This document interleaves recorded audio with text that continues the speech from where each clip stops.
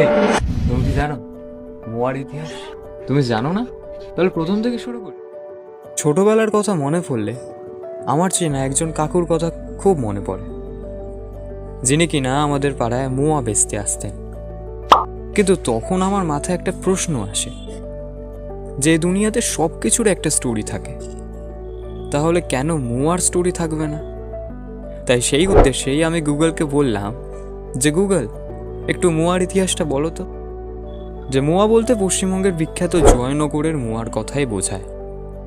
মোয়া মূলত কনকচোর ধানের মুড়ি, নলেন গুড় এবং নারকেল দিয়ে তৈরি।